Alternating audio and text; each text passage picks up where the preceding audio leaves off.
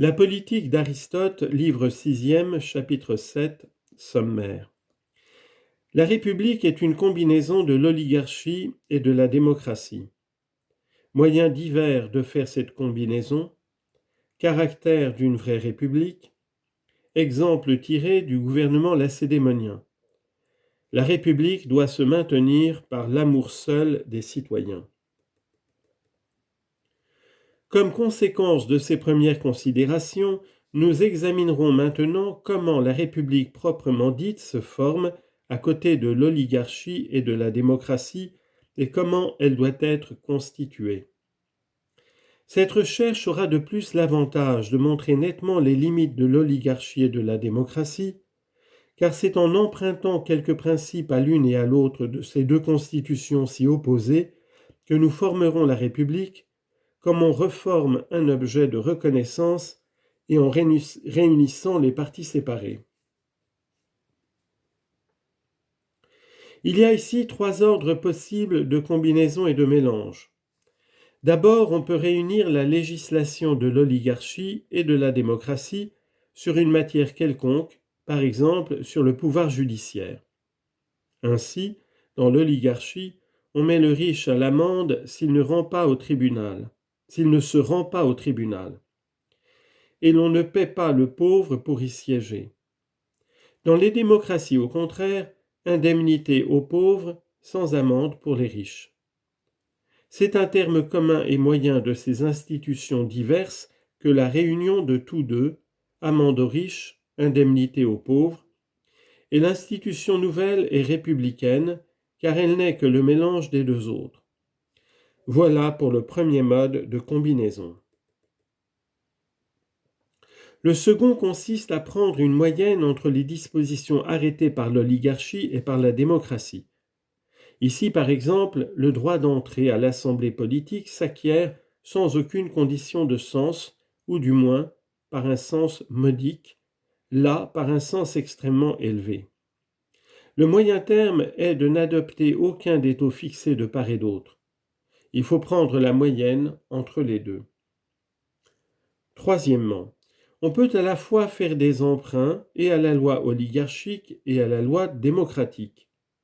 Ainsi, la voie du sort pour la désignation des magistrats est une institution démocratique. Le principe de l'élection, au contraire, est oligarchique. De même que ne point exiger de sens pour les magistratures appartient à la démocratie, et qu'en exiger un appartient à l'oligarchie. L'aristocratie et la République puiseront leur système qui acceptera ces deux dispositions dans l'une et dans l'autre. À l'oligarchie, elles prendront l'élection, à la démocratie, l'affranchissement du sens. Voilà comment on peut combiner l'oligarchie et la démocratie. Mais pour que le résultat sorti de ces combinaisons soit un mélange parfait d'oligarchie et de démocratie, il faut qu'on puisse nommer indifféremment l'État qui en est le produit, oligarchique ou démocratique, car ce n'est là évidemment que ce qu'on entend par un mélange parfait. Or, c'est toujours le moyen terme qui présente cette qualité, parce qu'on y retrouve les deux extrêmes. On peut citer comme exemple la constitution lacédémonienne.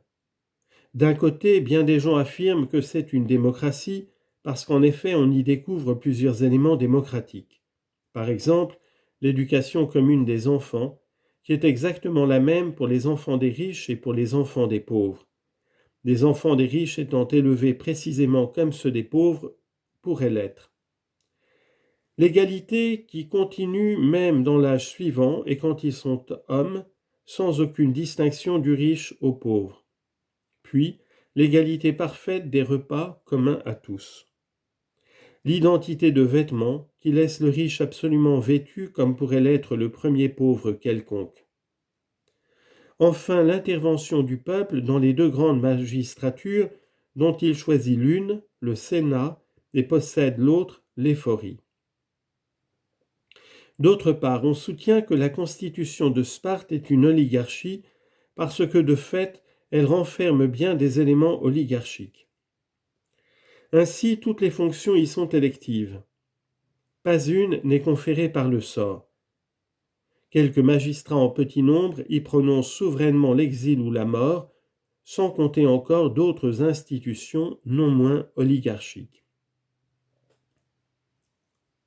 Une république où se combinent parfaitement l'oligarchie et la démocratie doit donc paraître à la fois l'une et l'autre, sans être précisément aucune des deux.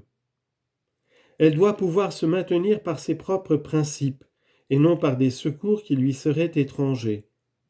Et quand je dis qu'elle doit subsister par elle-même, ce n'est pas en repoussant de son sein la plus grande partie de ceux qui veulent participer au pouvoir, avantage qu'un mauvais gouvernement peut se donner aussi bien qu'un bon.